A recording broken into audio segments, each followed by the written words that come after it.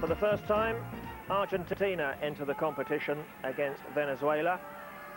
The World Cup finalists, of course, in the traditional blue and white striped jerseys, and seeming to have a fairly comfortable opener against Venezuela.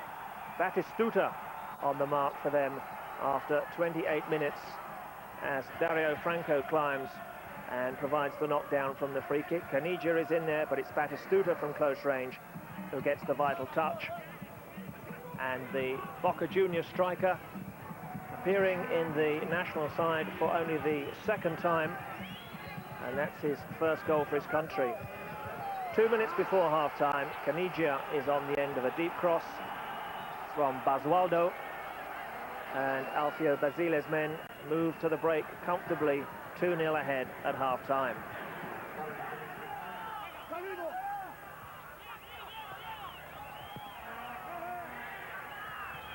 Venezuela, who've never won this competition, and in an earlier Copa tournament were thrashed 12-0 by Argentina, concede a penalty at the start of the second half, a handball in the box, and that one clearly no problem for the referee to decide. Batistuta steps forward to rifle home his second goal of the night, and it's Argentina 3, Venezuela 0. Could have been more at the end of 90 minutes. Fraschiana in the Venezuelan goal kept busy and having a good match, but the Group A table then was looking like this, with Chile having played 2 games, 2 wins, Argentina with 2 points from their opener against Venezuela alongside Paraguay, and already it was looking a wee bit desperate for Peru and Venezuela. Well, the Venezuelans then had to face Paraguay, and once again it was a familiar story, as 21 minutes of the first half saw Fraschiana retrieving the ball out of the back of the net for the first time. That's Nefa, one of the Paraguayan stars who plays in Italy, with the opening goal. A second here from Guido, and looking comfortable for Paraguay. And although Chile and Argentina had established themselves as favourites to go through from Group A, the Paraguayans fancied their chances too, and they knew that should goal difference prove to be crucial at the end of the Group A matches, then perhaps the best thing to do was go in search of more goals in the second half and really make the Venezuelans suffer. That's precisely what happened for Kies's men. Here's Luis Monzon with a simple chance to convert goal number 3. By this time, the Venezuelans were clearly tiring. Paraguay well on top. On came the substitute Sanabria, and he heads goal number 4.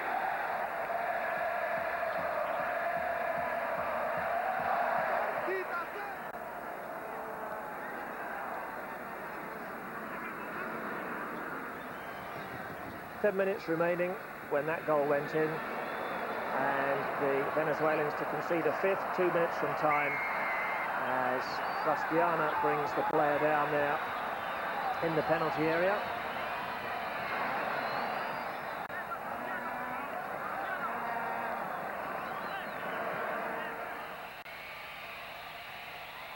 And up steps Luis Monzon with his second goal of the night, his 3rd of the tournament. And Paraguay see off Venezuela 5-0. And so they join Chile at the top of Group A with 4 points and a 100% record. The next game was an eagerly anticipated clash in the national stadium between Chile and Argentina. Chile had never beaten Argentina in 14 previous Copa competition matches, and the home fans really felt they should have had a penalty in the first 10 minutes when danger man Zamorano was hauled down in the box by Basualdo. And it was Chile who made the early running, clearly not in awe of this Argentina side. It was a quite compelling fixture over the 90 minutes between 2 evenly matched and skillful sides. that had the critics absolutely purring. Claudio Caniggia almost fastening onto the cross there as he arrives at the back post just a split second too late.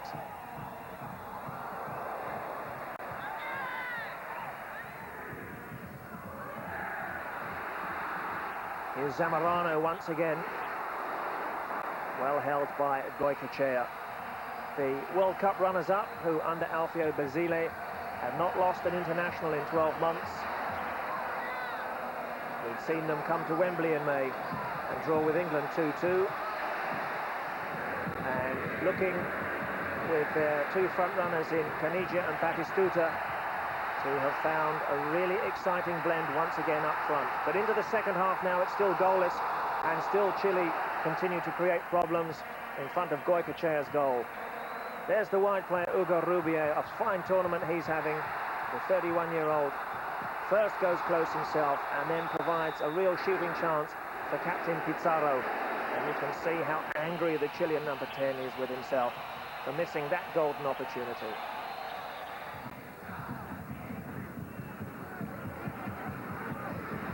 And so the minutes tick by and it remained at 0-0 as Caniggia goes off on another one of his mazy runs, finds Batistuta, and a brilliant one-handed save from Toledo. Batistuta convinced that that was on its way into the back of the net as the keeper on the wrong foot goes the wrong way, sticks out a right hand and pulls off a quite brilliant save. But Argentina finishing the strongest and not to be denied. 10 minutes from time, Caniggia feeding Batistuta, and the number 9 goes through for yet another goal. It proved to be the only goal of the night, and you can see what the whole Argentine bench thought of that. Plucky Chile, who've done so much and gone so close, are beaten. Batistuta's third goal of the tournament, and it finishes Argentina 1, Chile 0, in what may well prove to be a dress rehearsal for the final itself. So the Group A table then was looking like this. Interesting indeed, with Paraguay and Argentina both undefeated on 4 points. Chile going down thanks to that Batistuta goal, also on 4 points, and Group A was developing into quite a battle.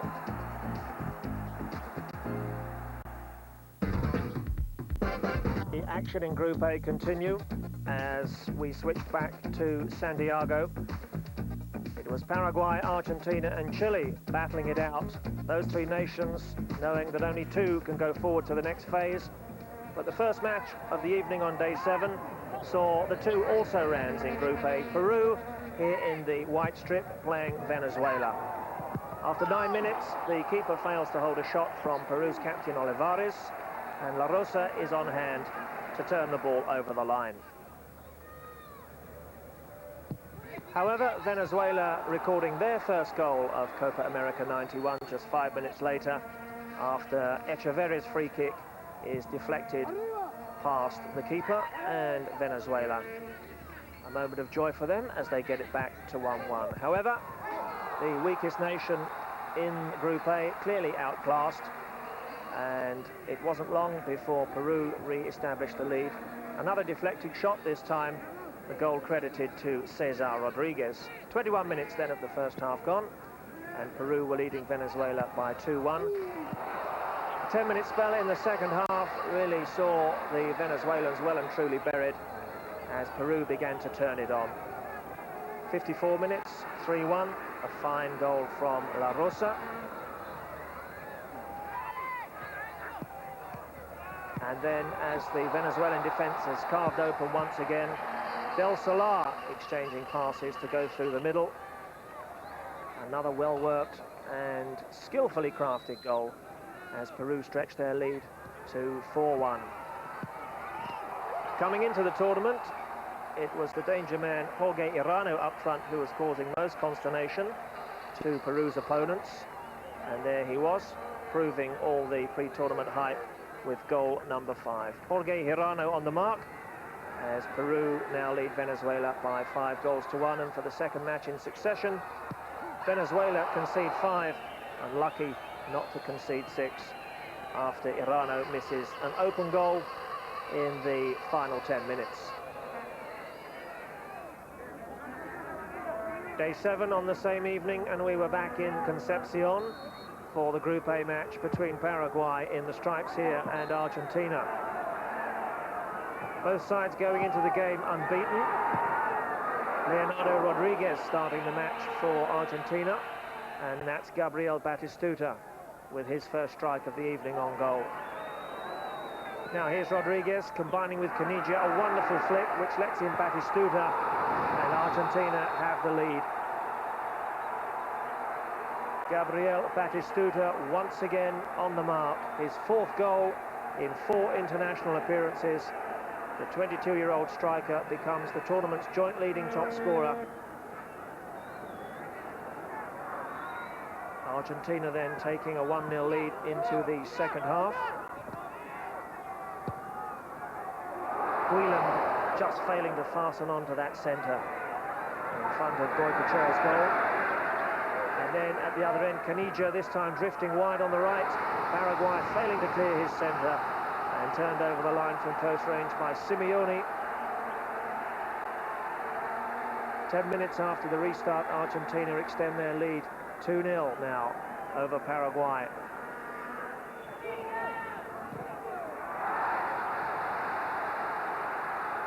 Well, Argentina once again in full flow. Caniggia laying the ball on Batistuta with an instinctive shot the outside of the right foot as he was off balance. And we see from behind the goal once again going so close to a 3rd Argentine goal. Caniggia away again. There's really no holding him. Although Chilavert parries the shot, Estrada is up from midfield, and it's 3-0 Argentina.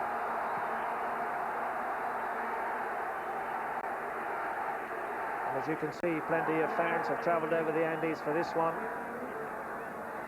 While Paraguay, who really fancied their chances of making progress in this group, now trailing by 3-0. In desperation, they brought on a second striker, the substitute Cardoso, seeing Goycochea tipping his header over the bar.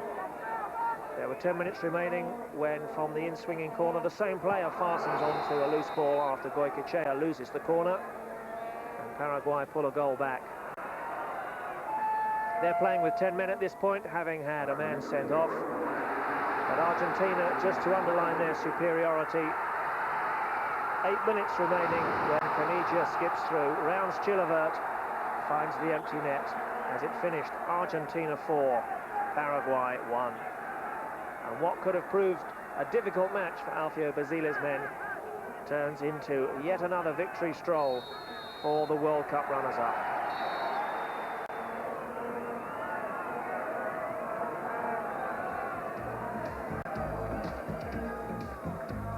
So a really impressive performance from the pre-tournament favourites, who have a 100% record at the top of Group A and now already find themselves through to the next phase of the competition.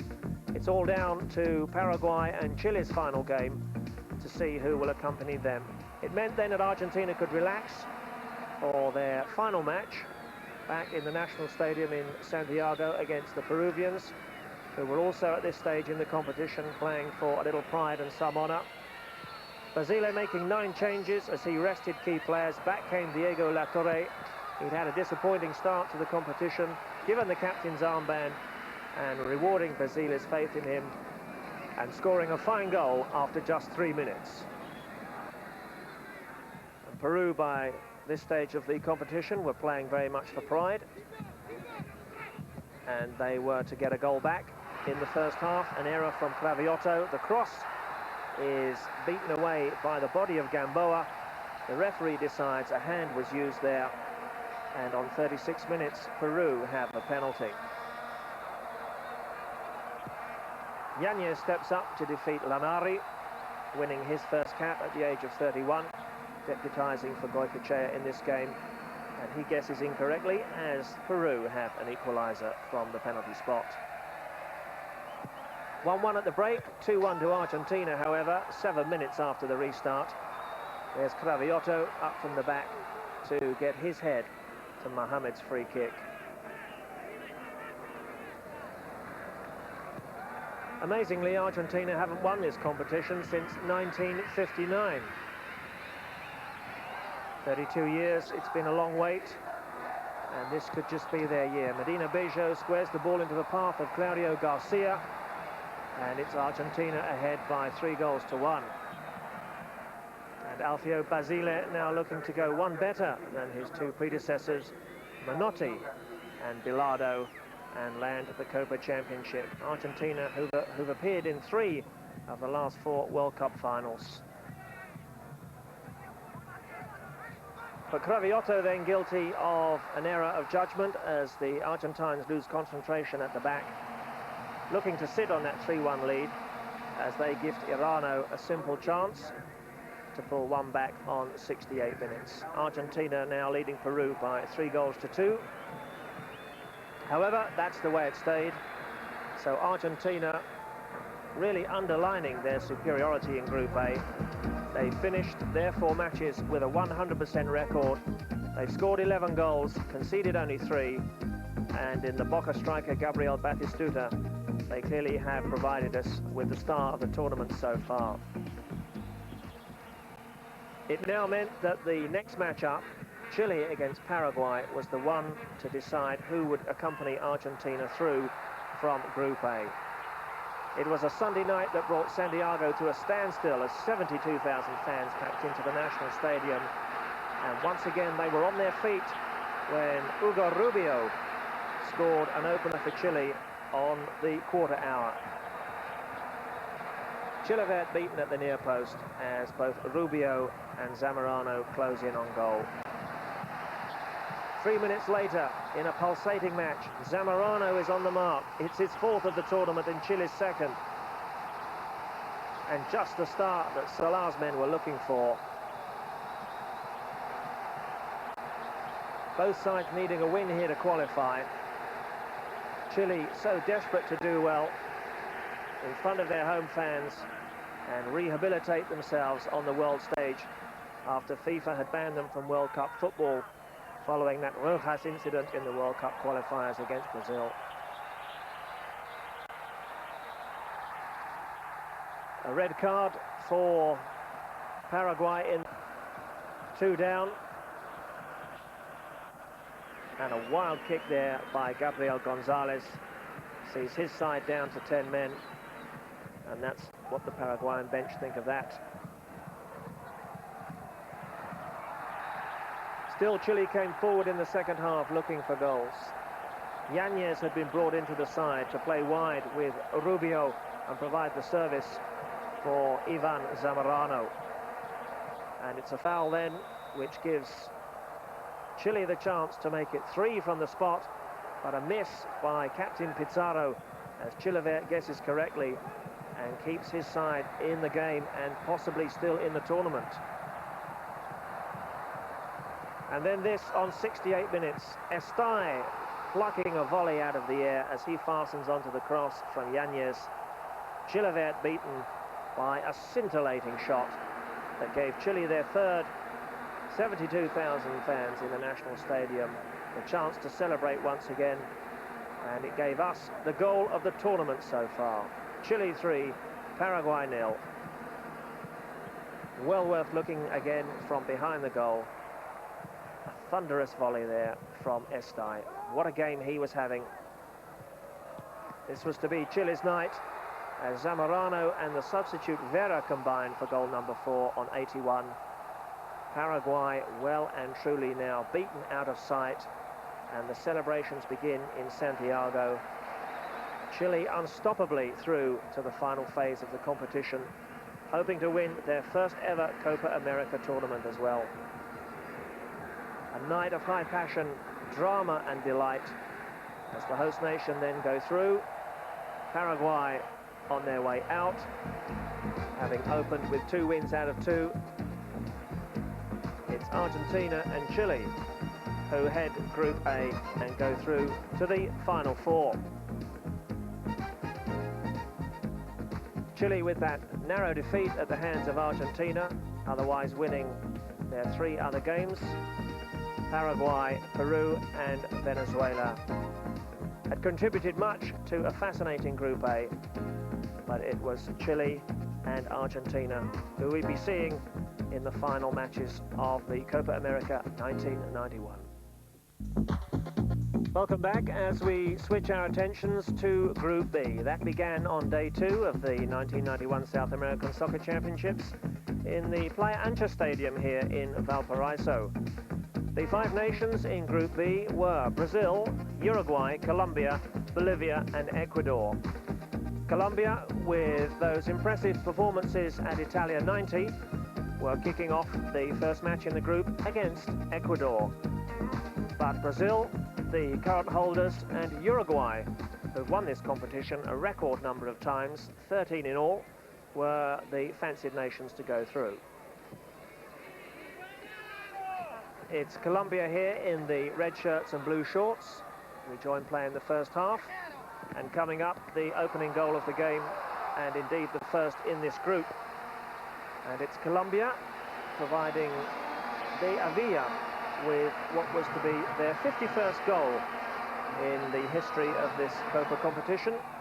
And surely Colombia will hardly ever have scored an easier one than that after Ramirez, the 19-year-old Ecuador keeper, drops the ball at the feet of the tricky number 7, De Avila. There he is, turning the ball over the line from close range to give Colombia a first half lead. 26 minutes played, and that proved to be the only goal of the opening game as Colombia beat Ecuador by a goal to 0. Group B then continued on the same evening with the next 2 nations up. In action, here's Bolivia in the green jerseys against Uruguay. Well, Bolivia may have started as underdogs, but they shocked the Uruguayans by taking a spectacular lead after 16 minutes. A flying header there from Juan Suarez. Uruguay had twice won this competition, 1983 and 1987. But at the moment, they're in a transitional phase, rebuilding the side. And Luis Cubilla, their trainer, had said even before the tournament got underway that he did not feel the current Uruguayan team was strong enough to win the tournament. They had to come from behind to get a point here against Bolivia, leading it late. A shot from Ramon Castro on 73 minutes, which takes a wicked deflection. And the Bolivian keeper beaten as the first match for both these sides in the group finished 1-1.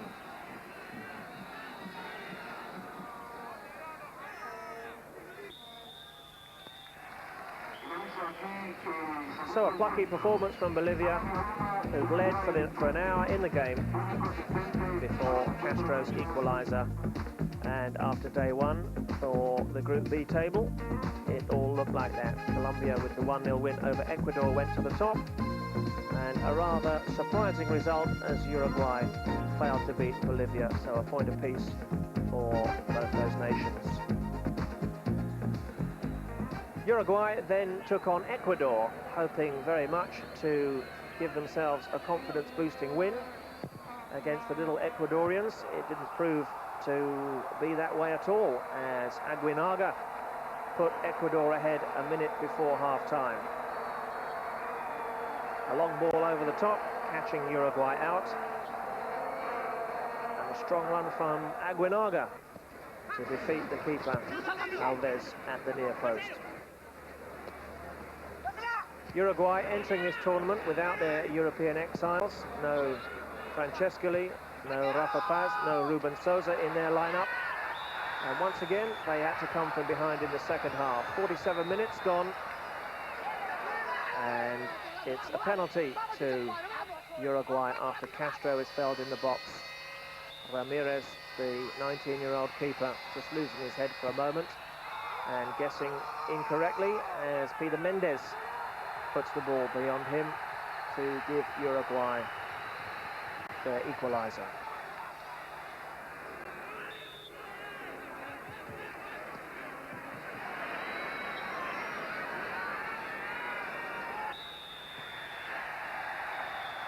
So the second successive draw for Uruguay, the same result as that achieved against Bolivia, and the first point in the tournament for little Ecuador. A good performance from them to hold the side who twice won the Copa America in the mid-80s.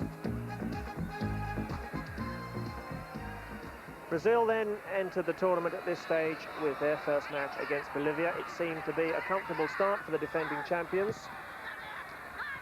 Brazil, of course, in the familiar gold jerseys and blue shorts. And everything appeared to be going according to plan for Falcao's men when they were awarded a penalty after just 4 minutes play. Once again, it's a foul by the goalkeeper on Mazinho, and Captain Neto steps forward to put Brazil ahead. Brazil's captain, who plays for Corinthians, the Brazilian champions. And once again, as was the case with Uruguay, Brazil in a rebuilding phase. No Romario, no Bebeto in their starting lineup. And they looked to Neto and Branco in midfield to provide the goals for the front men that would take Brazil through to the next stage of the competition. Well, Bolivia had other ideas. They were certainly not overawed by the fabled Brazilian side. They gave a good account of themselves as Branco goes close with a free kick.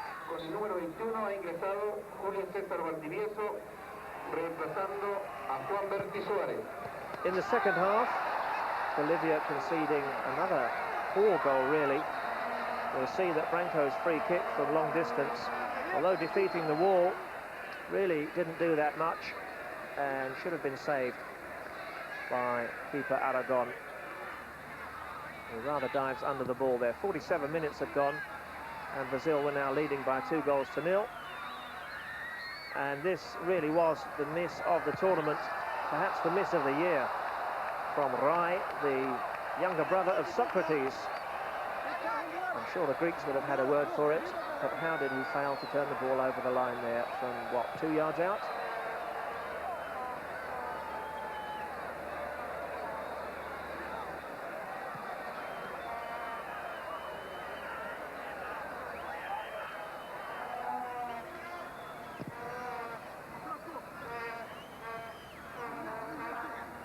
So at 2-0 ahead, Brazil really looked in danger of going down to defeat. But they did concede an embarrassing goal in the final minute of the match when Bolivia's best player, Echeverri, went down in the box and earned his side a penalty. And certainly the Brazilians can have few complaints about that. Taffarel is beaten by Sanchez. And a nice moment for Bolivia, getting one back as Brazil edged it by 2-1. Just one win in the last 12 months for Falcao's men as they prepared for this tournament, and a less than convincing start for the defending champions, who might have expected to score more against little Bolivia, who won this tournament for the only time on home soil back in 1963. That was how the Group B table looked as Colombia continued their campaign with what they hoped would be a comfortable victory over Bolivia, playing their third game in 5 days. It was a tame affair. The Colombians, strangely erratic. The closest they came to a goal was that effort deflected onto the post in the very final minutes of the match. That was one to forget as it finished Colombia 0, Bolivia 0. And the Colombians missing a real chance to cement their position at the top of the group and boost their goal difference. And so we had an eagerly anticipated clash between those arch rivals, Brazil and Uruguay, next in the group. These two sides who met in the 1950 World Cup finals when Uruguay won 2-1 in the Maracanã. It's a shock they've never really recovered from in Brazil. And there was a shock for Uruguay on 28 minutes when João Paulo put Falcao's men ahead.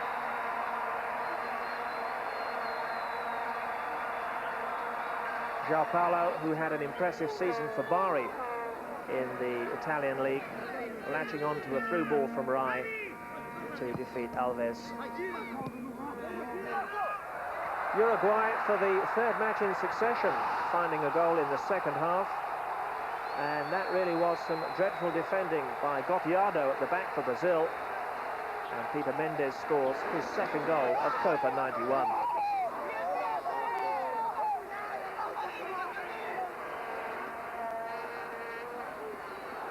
This goal coming after 67 minutes as Taffarel is left floundering. And it's another stuttering performance from the defending champions as it finished Brazil 1, Uruguay 1. So Brazil dropped their first point of the tournament. Uruguay now have 3 successive draws, and suddenly Group B is proving to be a very tense affair indeed, with Brazil, Colombia and Uruguay level on 3 points. Bolivia and Ecuador, however, still very much in with a chance, as it seems nobody wants to go through from Group B.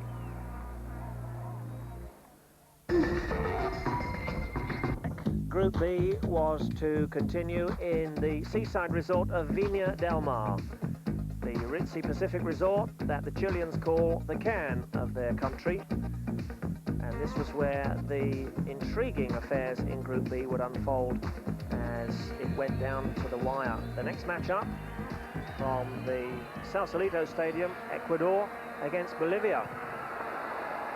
Well, the 2 underdogs from Group B turned in quite a match. The first goal of the night went to Ecuador's Aguinaga. A change for Bolivia in goal, Guerrero, but that's his error as the ball rebounds to Aguinaga. And quick thinking from the man who plays in the Mexican First Division to find the unguarded net from long range. Second goal for Ecuador, still in the first half. This is Aviles, who was proving to be a player of some talent for little Ecuador, a side who've never won this competition, of course, and indeed, with their limited resources, who've never been to the World Cup finals. But they were really turning it on against the Bolivians here. A second goal on the evening for Aviles, who just wins the race for the ball as the cross comes in ahead of Ron. And suddenly it was Ecuador leading Bolivia by 3-0.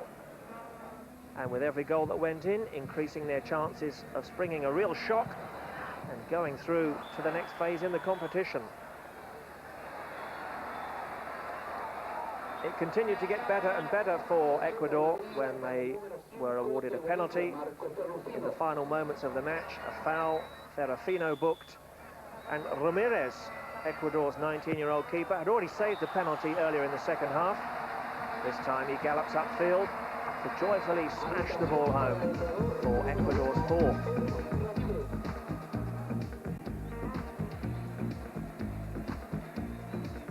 That incredible result meant that Ecuador had gone into first position in Group B with their first win of the tournament. 3 points alongside Brazil, Colombia and now Uruguay. But Ecuador having played a game more than Brazil. Much would depend then on the next match up at Viña del Mar between Colombia and Brazil in the unfamiliar blue shirts. Well, Brazil, as we told you, were the defending champions. They 4 times won this competition, but never outside their own country. And Colombia took the lead in the first half. A beautifully worked goal. Valderrama swings the cross in, headed on by Escobar, and turned over the line by Deavia on the mark once again. And he's proving to be a real find for Colombia, the 26-year-old leading scorer in the Colombian First Division for the Cali club. But Brazil really never recovered from that setback in the first half, and Colombia crafted a second. Iguaran, the veteran, scoring with a superb shot. Wonderful play once again from Colombia, proving that they can turn it on when they want to. Remember, only Cameroon put them out of the World Cup finals thanks to that Roger Milla goal in extra time. And Arnoldo Iguaran playing his 4th and possibly last Copa competition with a second goal that rubbed it in as Colombia sent shockwaves through the whole of South American football as Brazil are beaten by 2-0. The first time Colombia have ever beaten Brazil in the history of the Copa America. And Brazil was suddenly second from bottom in Group B and in real danger of going out of the competition. Everything would now depend on the final day's action, day 10 of the South American Soccer Championships, beginning with the first matchup, Uruguay and Colombia. Uruguay had to win. Colombia could lose this match by 1-0 and would still qualify. Uruguay needed to score. They were ahead after 20 minutes thanks to Peter Mendes. It's his third of Copa 91, but Uruguay couldn't score any more. They then depended on the outcome of the game between Brazil and Ecuador. A draw and Uruguay would go through. A win of any kind and Ecuador would qualify. That would be nothing short of sensational. For Brazil, the defending champions had to win by 2 clear goals, otherwise they would be out of the Copa America 1991. Early problems then for the Ecuador goalkeeper Ramirez from Branco's swerving free kick.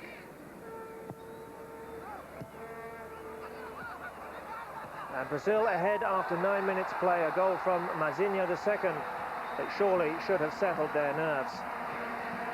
But Ecuador, under their Yugoslav trainer, Dusan Draskovic, are not the pushovers they once were in international football. And despite conceding that goal inside the first 10 minutes, they were back in the game with an equaliser of their own 5 minutes later. The corner deflected onto the Brazilian crossbar, and a header from Munoz that brings the sides level.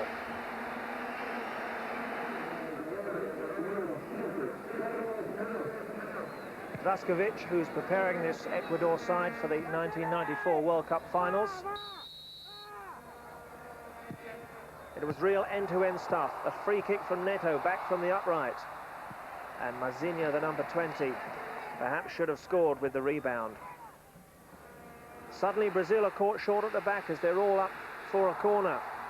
And Aguinaga runs 70 yards with only Tafarel to beat and puts the chance inches wide.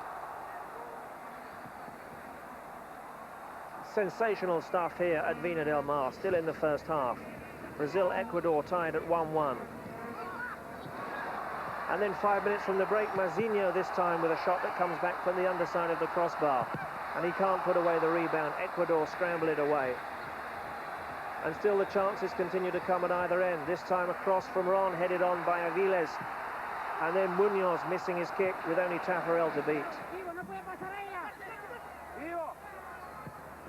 We move forward to the second half. It's a corner to Brazil. A match that had absolutely everything. Uruguay looking on, knowing if it stayed at 1-1, they'd be through to the final 4. Brazil needing to win by a 2-goal margin, otherwise they would be out. And so too, surely, would be trainer Falcao. The sigh of relief could be heard all the way from Rio de Janeiro after 52 minutes play, when Mario Santos gets forward to meet that corner kick, and Brazil lead Ecuador by 2-1.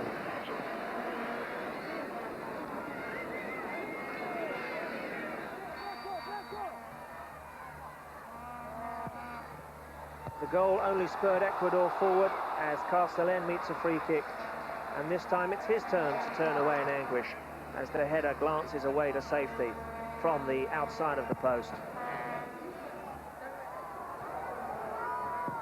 Now, 20 minutes remaining, a corner to Brazil, a scramble in the goalmouth. Careca goes in on the goalkeeper. The Ecuadorian defenders don't like it, and at the end of a little bit of pushing and shoving, referee Escobar produces a red card. But surely he's got the wrong man here, as it's the Brazilian number 20, Mazinho the second, who has to go. Brazil lead 2-1, there are 20 minutes to play, and they're down to 10 men, still leading another goal if they're to qualify. Careca surely had every right to go in after that ball, as Ramirez fumbled, but it's Mazinho too who's banished to the dressing room. Incredibly and outrageously, Ecuador hit the bar from the tightest of angles.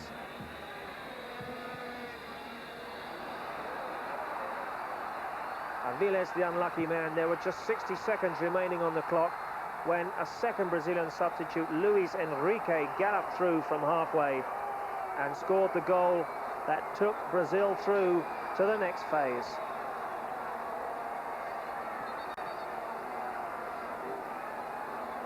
Brazil leaving it so late. They lead Ecuador by 3-1. The 2-goal margin would be enough.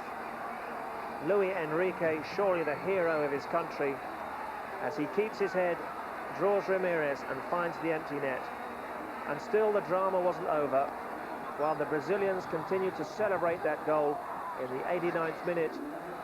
Surely they thought guaranteeing victory. This happened in the final 5 seconds of the match. Tenorio, a free header at the far post. He strikes the woodwork. Ecuador hitting the woodwork 3 times in the game.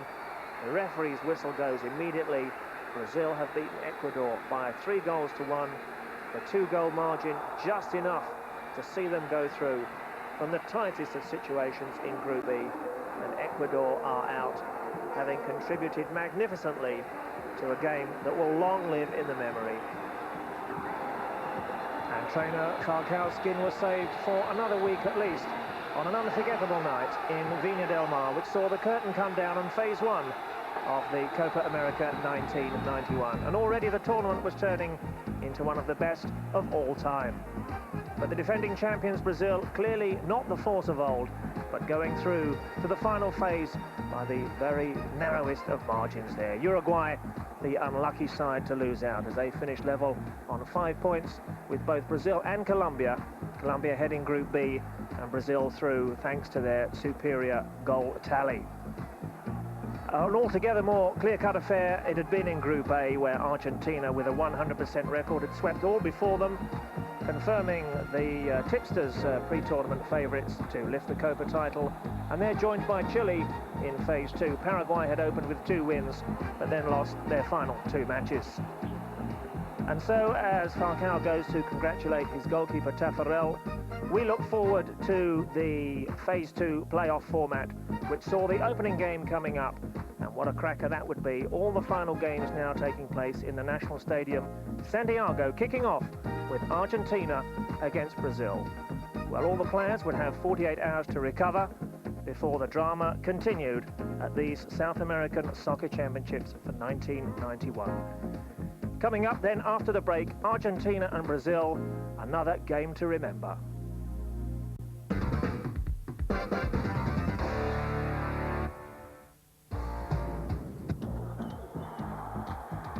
The final 4 teams then contesting the 1991 Copa America gave us a fascinating mix.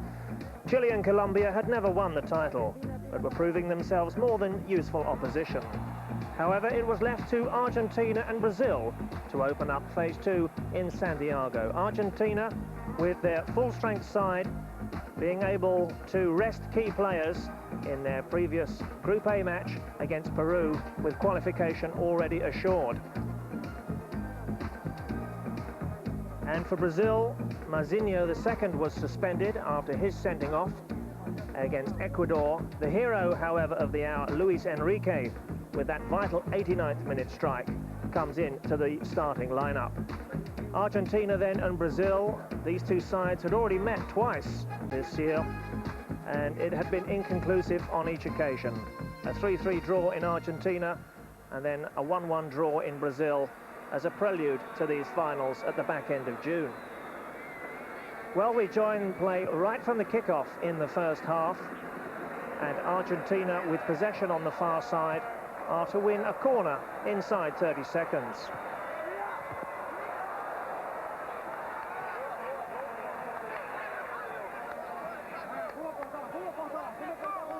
The cross there from Simeone, headed behind by Rocha. Leonardo Rodriguez, who'd now established himself in the starting lineup ahead of Diego Latorre, swings in the corner, and watch for Dario Franco's leap there at the near post after just 50 seconds of the first half. Argentina have a dream start.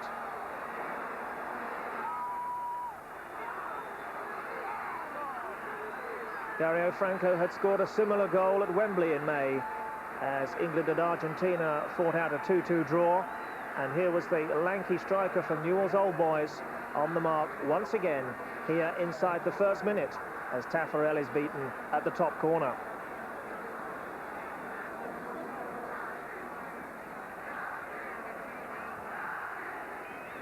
And so a sensational start in the national stadium, as Argentina, the only side so far in the competition with a 100% record, took a first-minute lead against the defending champions. Well, the crowd had hardly settled down when 3 minutes later, a free kick to Brazil.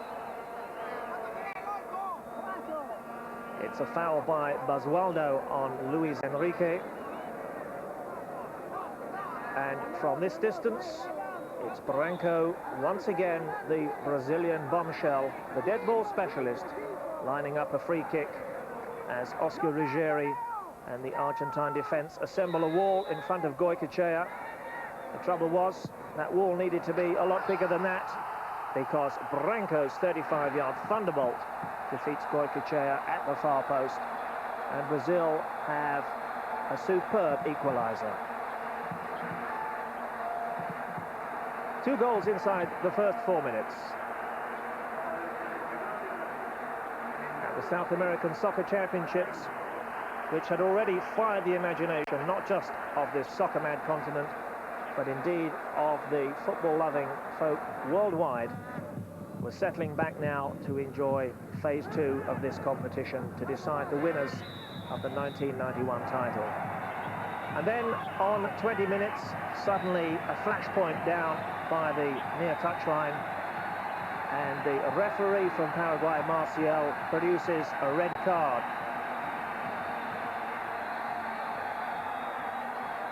Now, as the players get involved, there's some discussion as to just who's going off. And at the end of all the discussion and the finger pointing and the protestations of innocence, away to the touchline goes Claudio Caniggia. Argentina are to be deprived of their star player, but also Brazil are down to 10 men, as Mazinho, the fullback, is given his marching orders as well for that tangle there with Caniggia, and it does seem very harsh on the Brazilian number 2. So with 70 minutes remaining, both sides are down to 10 men. Nothing results from Rodriguez on the free kick. Coco Basile looks on impassively. Still at 1-1 then, still in the first half, but both sides now down to 10 men. Nato with a cross-come shot that the alert Goycochea watches wide of the far post. Then once again it's the prominent figure of Franco, the number 8, who by this stage in the competition was attracting much interest from the top European clubs. He's fouled Batistuta with the free kick, and straight into the arms of Taffarel. So tempers seem to have cooled after that double sending off, and the crowd settling back to enjoy a good, open, attacking game. And the referee doing his best to play the advantage here. Rodriguez on the ball. 38 minutes on the clock, and 2-1 Argentina. It's that man again, Dario Franco, with his second of the match, and Argentina retake the lead.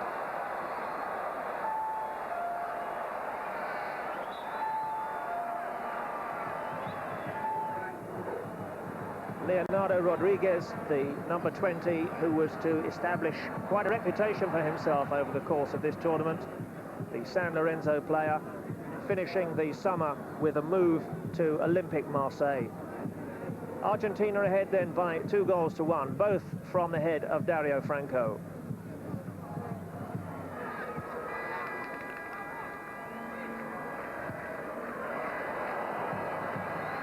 The ball rebounding to danger man Batistuta, who goes between 2 Brazilian defenders.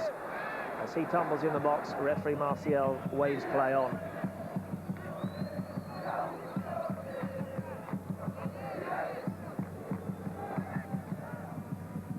Gabriel Batistuta, the leading scorer in the Argentine Premier Division with Boca Juniors, his reputation already established in week 1 of the championships, needing careful watching by the Brazilian defenders. This time, however, Dario Franco is back at the other end, defending his own goal after a strong run on the far side by João Paulo. The cross, however, eluding the on-rushing Brazilian forwards as Goycochea clears his lines, and we approach half-time.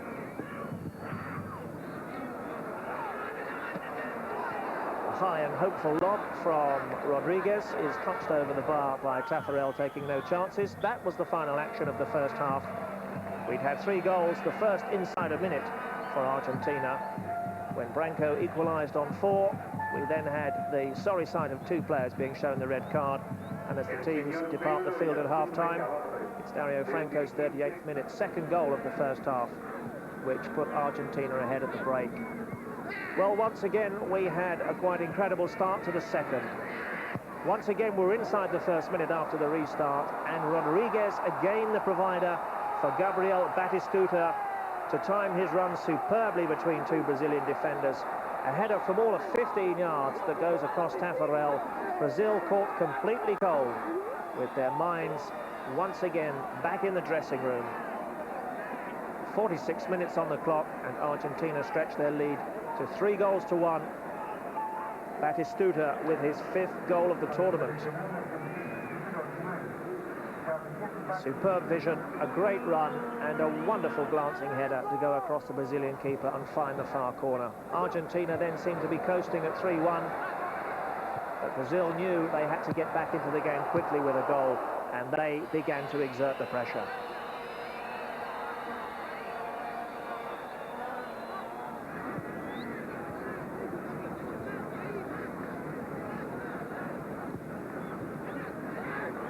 Good interplay here from this young Brazilian side.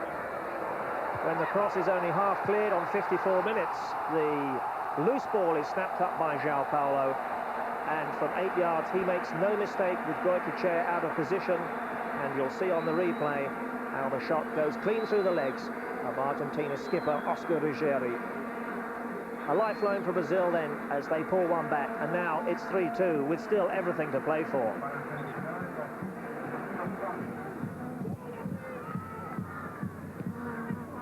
And then this scene, Carlos Enrique, the left fullback for Argentina, charging across the halfway line. Well, play continued as our cameras followed the ball. Brazil on the attack still, and the referee seeing no point in halting proceedings at the moment. The 2 players there arriving in the Brazilian half. That was the challenge from Carlos Enrique, which left the Brazilian flat on his back, and anxious moments for Falcao. Eventually, when the referee blew for a foul, it was a red card, which is applauded by Branco, and Carlos Enrique for Argentina is the 3rd player to be banished.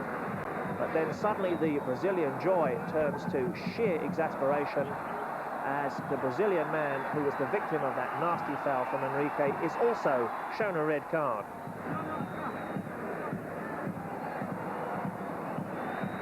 And El Loco departs, the man also on the stretcher who is banished from the rest of the match is Marcio Santos. Brazil then now playing with 9 men, as indeed are Argentina. It's still, however, Argentina that have the goal advantage. Carlos Enrique, who'd come into the tournament under sanction after a previous sending off in a 1-1 draw with Brazil at the end of June. And here was the River Plate man once again getting a red card for the 2nd time in a month, and still referee Marcial hadn't finished. Careca had come on as a substitute with 20 minutes remaining. He'd only been on the field a minute when he put his elbow into the face of Oscar Ruggeri. A disgraceful off-the-ball incident that was spotted by the eagle-eyed linesman. And on this occasion, the referee quite correctly showing the 5th red card of the match to the Brazilian Careca II. Well, incredibly, it had never been a dirty game. A full-blooded encounter that finished Argentina 3, Brazil 2. It saw Brazil finish the match with 8 men, Argentina with 9. But Argentina opening phase 2 with a deserved win, thanks to 2 headed goals from Dario Franco and 1 from Gabriel Batistuta. Brazil making a fight of it, but Argentina still with 5 wins out of 5. The undisputed favourites to take the Copa title in 1991. The same evening in Santiago saw Chile play Colombia. These 2 sides, who between them have never won the South American Soccer Championships, but was certainly proving to be full value in the entertainment stakes. None more so than the front formation for Chile, Ivan Zamorano and Hugo Rubio. And for this match, Colombia leaving out their influential midfielder, Redin, Uzuriaga partnering Iguaran up front, and Carlos Valderrama, the captain, but they would be missing De Avila, who proved to be their danger man so far in phase one. He'd been sent off in the last Group B game against Uruguay, and Colombia then bringing in Pimentel in a weakened attack. It's Colombia in the yellow and blue, Chile the host nation with the first chance from defender Margas in the red shirts on the attack. Once again, a 70,000 crowd in the National Stadium Santiago, hoping that this at last would be Chile's year.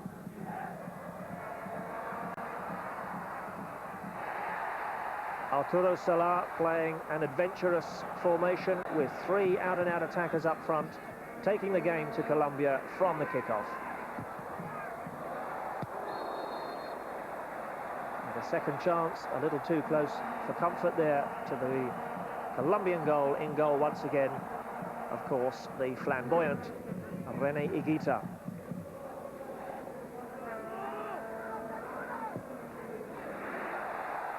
A great ball in for Ivan Zamorano, and the number 9 just unable to control the ball in front of Higuita. And Chile at this stage in the first half making all the running, but here's Colombia proving they can be dangerous on the break. The leggy Uzuriaga on the far side finds Iguaran, and the veteran 34-year-old right in front of goal, snatching at the shot, and Toledo pulls off a fine save.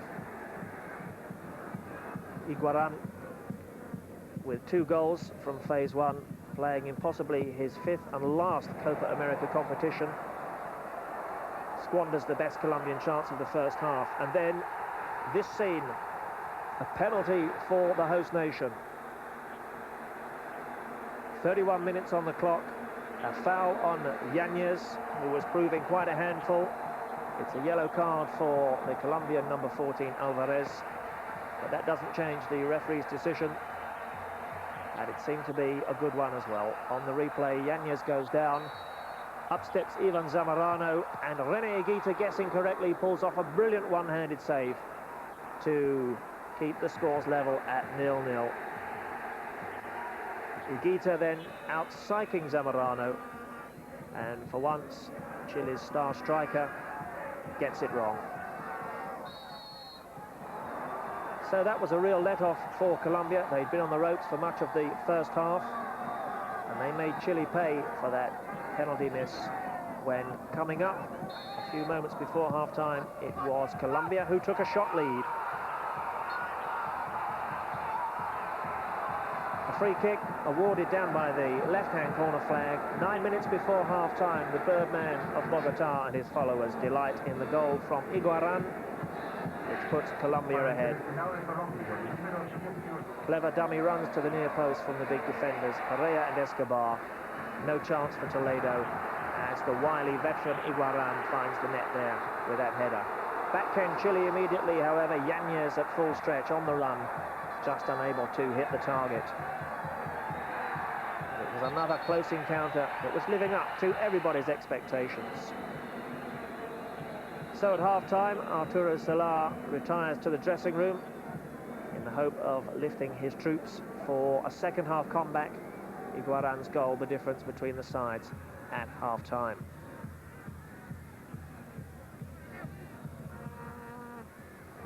Estay once again prominent in the midfield, the number 20 trying to play the ball through the middle.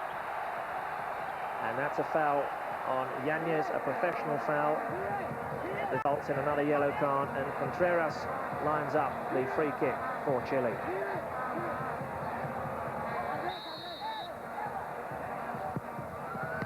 Finds a way through the wall, but René Higuita is equal to the shot. Once again, proving reliable as well as entertaining. René Higuita, we'd seen little of his rather nerve-shredding runs out of goal in this tournament. And his defence doing well to protect that Colombian goal as Chile really began to turn on the pressure in the final 20 minutes.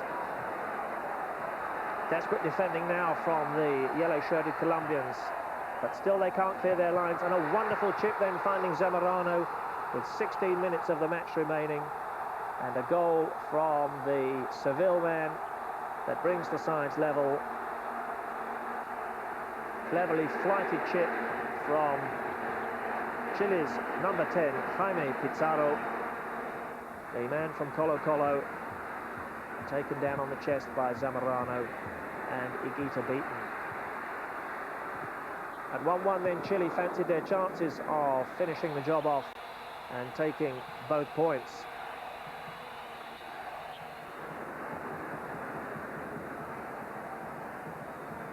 Colombia seemed to be happy to settle, however, for the point, as Higuita indulges in some time wasting near the end. It's all too much for the Chilean player. The substitute, Vera, earns himself a yellow card for stamping on the toe of the Colombian keeper.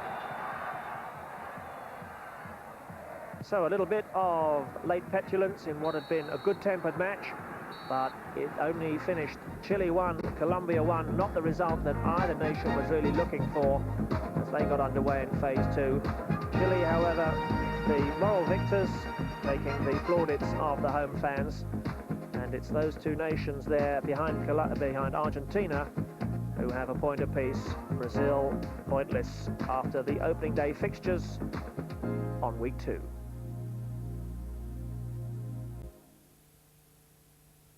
Screen Sport Saturday. Things begin with us. Welcome back to our review of the Copa America Championships for 1991. We move forward then to a wet and a rainy Friday evening in the Chilean capital. This is midwinter after all down here in South America. Argentina then and Chile preparing to kick off in the next doubleheader. Argentina were without the suspended Claudio Caniggia. In came Medina Bejo, the number 18 there on your caption, and Altamirano was replacing the suspended Carlos Enrique.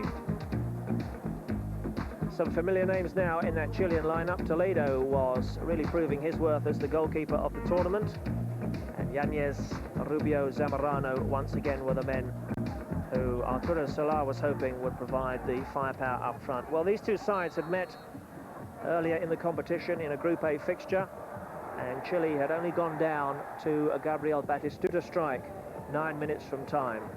Could they go one better here after their opening draw against Colombia? This was a match that they really needed to win. But as you see, after a day of torrential rain into the Santiago night, unrelenting as the heavens opened, making for a very, very difficult pitch indeed. Plenty of surface water around, just the kind of pitch that goalkeepers hate, and very nearly an error there from Toledo in the first half, letting in Leonardo Rodriguez. It was a pitch where defenders were always prone to make errors. A through ball that finds Gabriel Batistuta in a good position, but the linesman flagging for an offside. But the marksman from Boca Juniors proving once again just how dangerous he could be through the middle. The question was, however, could both sides over the 90 minutes find the endurance and the stamina to overcome the conditions and their trepidation of each other to find a way through. The closest in the first half to a goal, a shot that comes off the top of the Argentine crossbar there from Fabio Estay.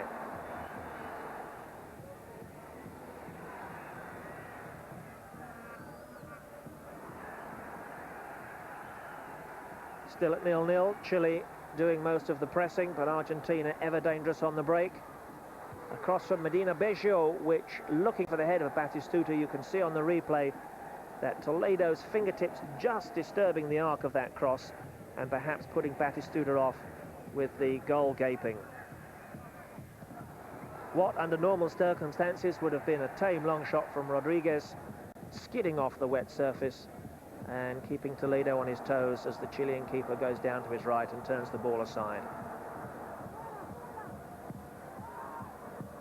Very hard indeed for defenders to dig the ball out of the mire, but here's a mistake which sees Medina Bejo once again galloping through close to half-time, but shows too much of that ball to Toledo.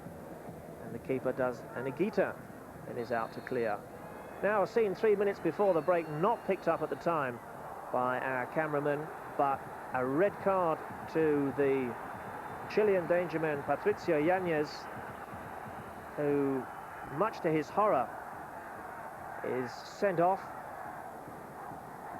But there was an off-the-ball incident there with an Argentine player. Vasquez goes down clutching his face, and in fact Yanez was heavily criticized the following day in the Chilean press.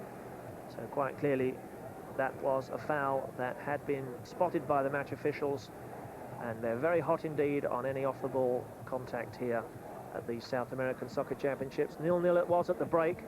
It meant, however, for the whole of the second half that 11 Argentinians would take on 10 from Chile. So Chile then with their backs to the wall as we get underway in the second half.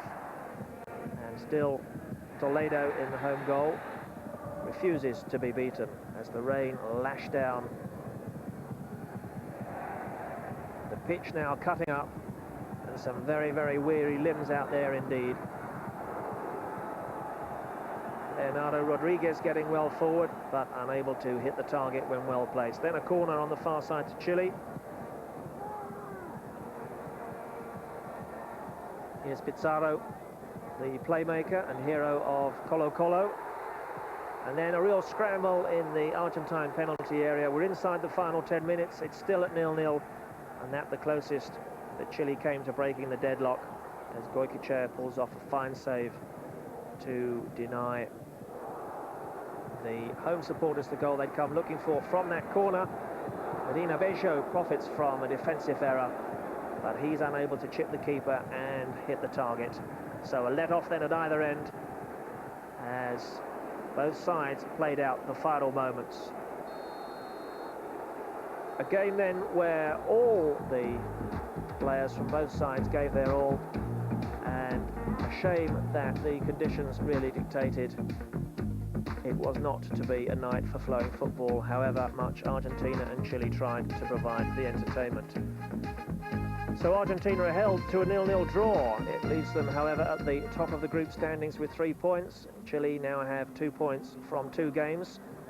And on the same evening, Brazil and Colombia were next up to battle both the conditions now heavily churned up underfoot and also the rain which continued to come down. Brazil against Colombia then on day 2 of phase 2.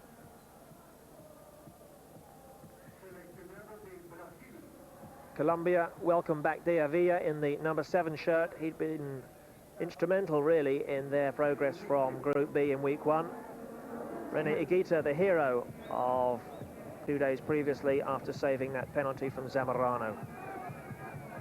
Uzuriaga retained his position up front, and perhaps in these conditions he would be the man to provide some fireworks. An early cross then met by Freddy Rincon, and from close range Taffarel doing well to turn that effort over the crossbar. Otherwise Brazil might have been conceding yet another embarrassing early goal.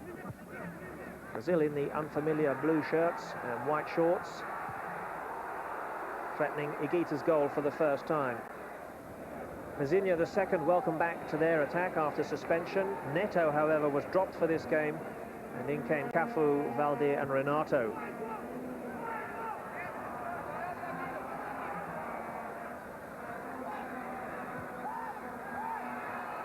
Here's Mazinha the second, number 20 finding the outside of the post. Although Higuita seemed to have the shot covered.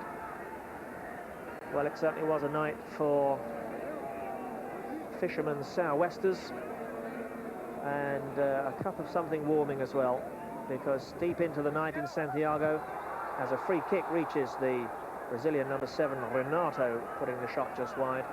The temperature's plummeting to just above freezing, and you can see there how Renato was the man playing in gloves on a cold, a wet and miserable night here in the Chilean capital. Brazil on the attack once again. Renato this time looking up to find João Paulo, and he fires against the legs of a well-positioned René Higuita there, getting his angles right. The Colombian goalkeeper who was having a fine tournament. Rocha was the Brazilian captain for the night, with Neto now dropped.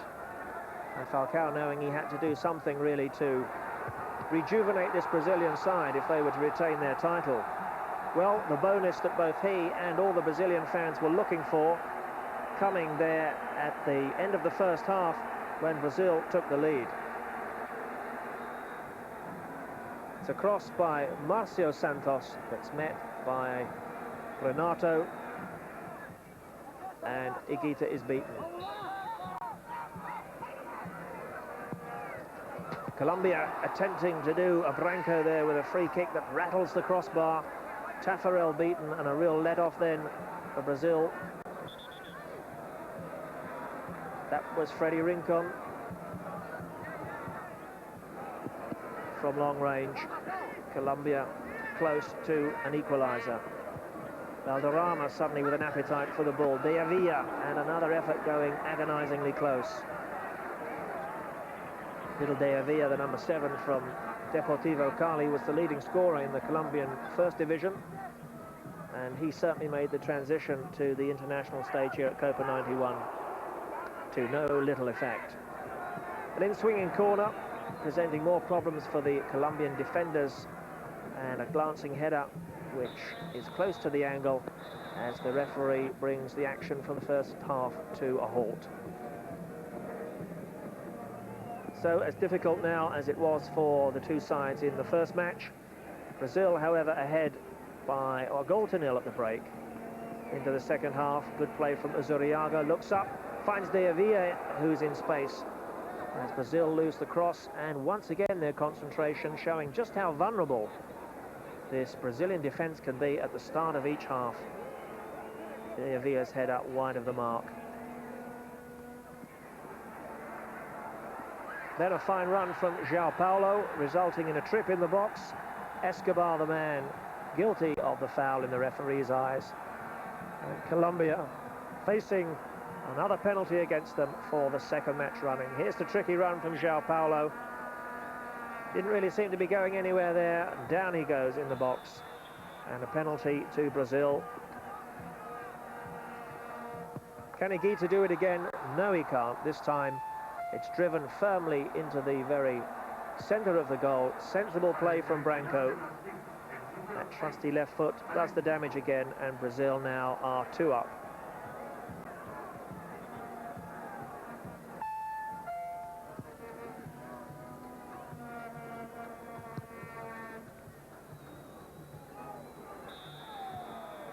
So Brazil, who've made it through to phase 2, thanks to that last-minute goal against Ecuador, still survive and still have a hand on the trophy they won in 1989 in Rio de Janeiro. Roberto Paulo Falcao leaves the bench. He won't mind the rain. Brazil singing as they record their first win of week 2 and move up the championship table. All extravaganza from South America that had far and away exceeded everybody's expectations.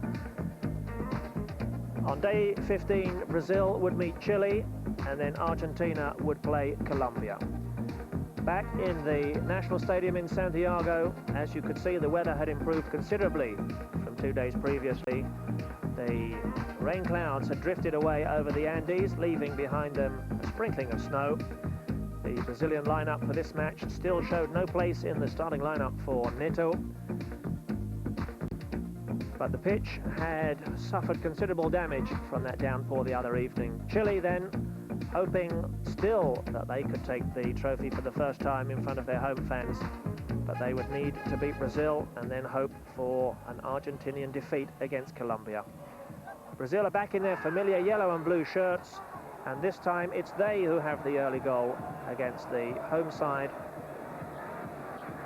Just 8 minutes gone, and Mazinho the second runs to the near post to meet the corner.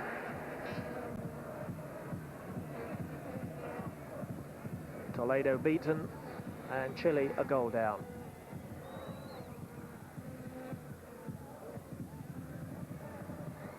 Four minutes later, the same player is through on goal, driven wide by Toledo, and just unable then from the byline to drag the ball back for a teammate.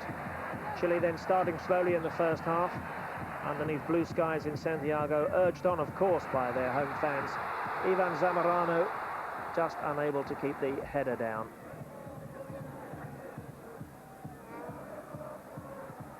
Brazil opening up the Chilean defence once again, and an outstanding save from Toledo, underlining then perhaps why he was the pick of the goalkeepers from all 10 nations, making an improbable save as the ball seemed to be going under his body and into the back of the net.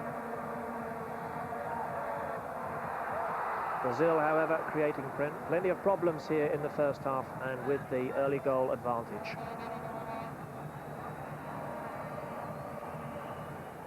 Chile, for their part, going close with a diving header from the free kick, but Taffarel never really worried. Toledo certainly was here, however, as a real scramble in front of an open goal results in the keeper getting back just in time to deny Brazil. In the second half this, but the respite short-lived, because from that corner Brazil add a second goal. And now surely the match, and indeed the trophy, is beyond host nation Chile.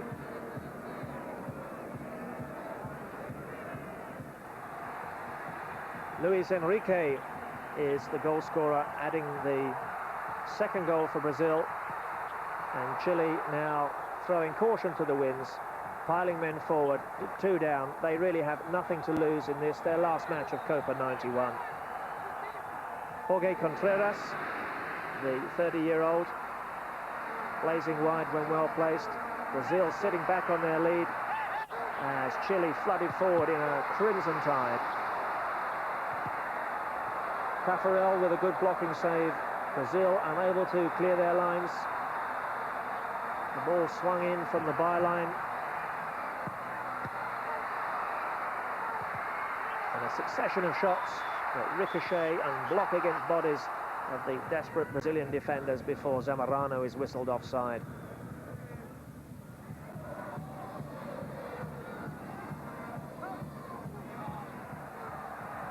Good play from the byline, and once again Taffarel denying Zamorano, who seemed to be flying in for a header there at the far post. But still Chile came forward in desperation rather than hope. Unable, however, to defeat Taffarel, and Brazil winning their final match of Copa 91 by 2-0. And improbable as it may seem, they go to the head of the final group table, ahead of Argentina. All they could do now was sit and wait and hope that Colombia would cause a major upset in the final match of the 75th anniversary of the world's oldest continental soccer tournament. And so it was all down to the final dramatic act. Argentina, the outstanding side of the 10 nations, in action for the last time against Colombia.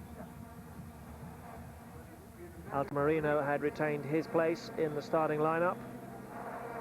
Colombia had De Avila partnering Uzuriaga up front. No place then for the veteran Iguaran in what would probably be his final Copa America tournament.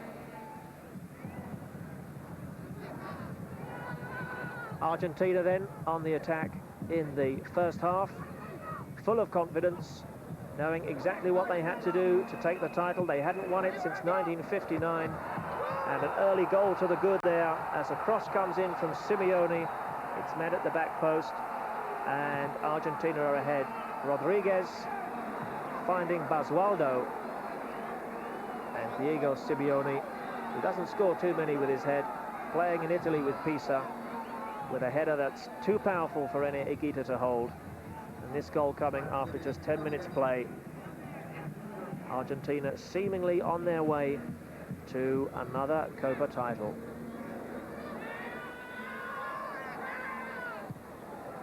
Well, that outcome seemed even more of a certainty when they increased their lead 10 minutes later. Batistuta, who perhaps has been the outstanding striker of the tournament, fittingly then on the score sheet again here in the final match with Argentina's second. It's another explosive shot on the run from the 22-year-old Boca striker. A whole host of European scouts here in the stadium checking on the talents of this young man. A superb finish that once again is too hot for Higuita to hold as the ball speeds on its way into the back of the Colombian net. Argentina seemingly strolling to the title at 2-0. Calling all the shots, Simeone with an ambitious lob as Higuita backpedaled. Goycochea at this stage yet to make a meaningful save in the match. However, Uzuriaga on the far side trying to conjure up something.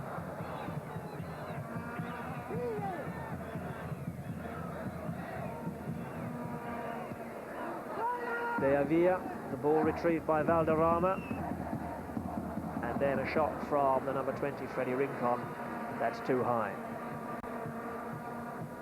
So Valderrama had done much to restore his flagging reputation in this tournament, and a chance to resurrect his career as the sides leave the field at half-time. He'll be on his way to Real Valladolid next season. That's what they're playing for.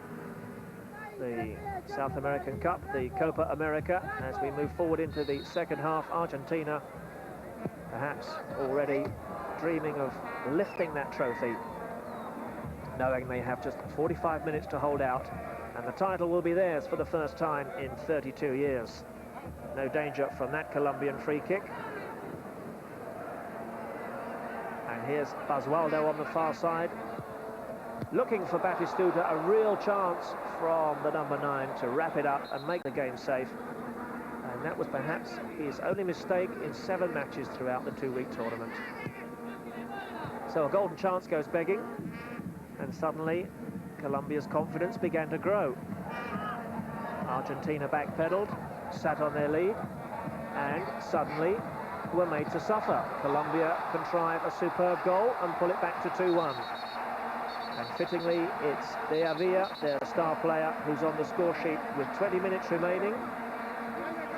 A completely different complexion is given to this final match. Who now will have the stamina? Who will have the character? Who will have the endurance to go forward and win this game?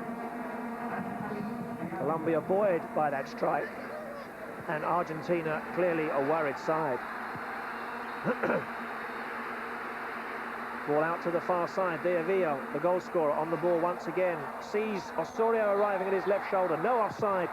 And Goycochea pulls off a crucial save, with Colombia so close to a shock equaliser. Carlos Valderrama knows it.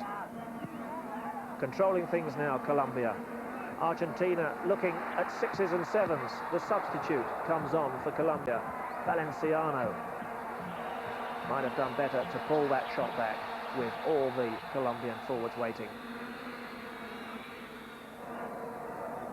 Passive Coco Basile as the moments tick by.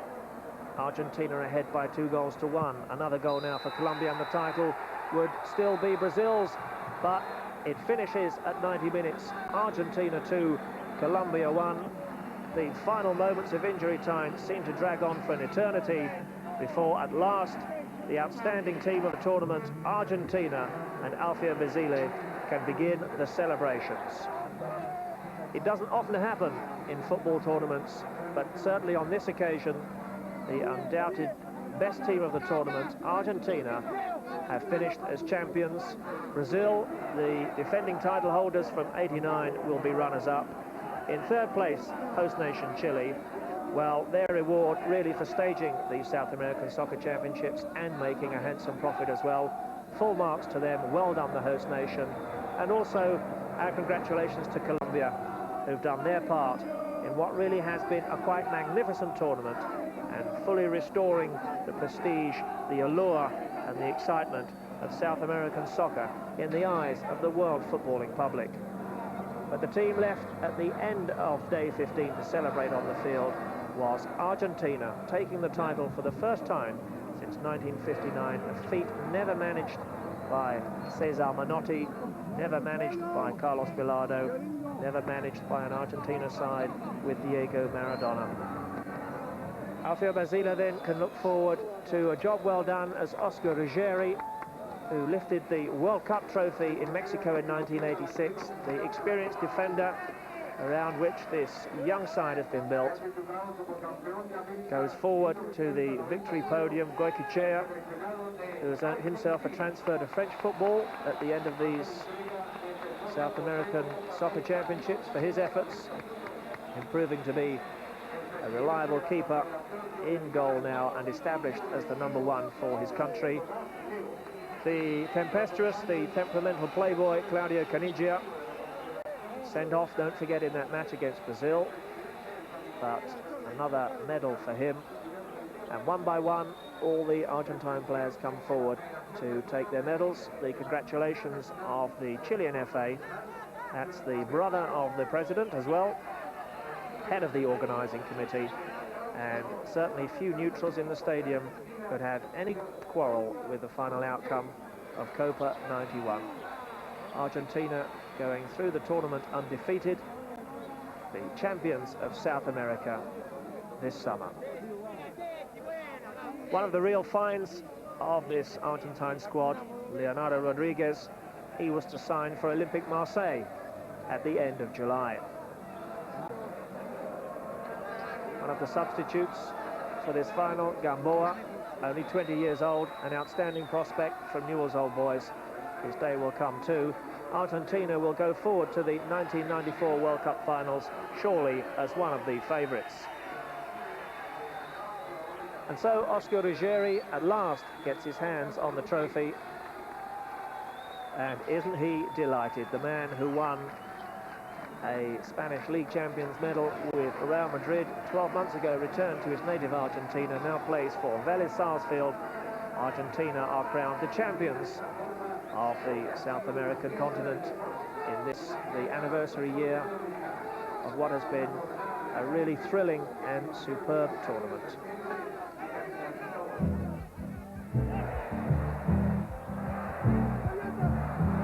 Well, for those of you who were with us throughout the 15 days, I know you will have enjoyed all the dramatic excitement of every game live and some quite incredible goals as well. If you did miss one or two of them, sit back with us now and relive all these high spots once again in what was really quite some tournament.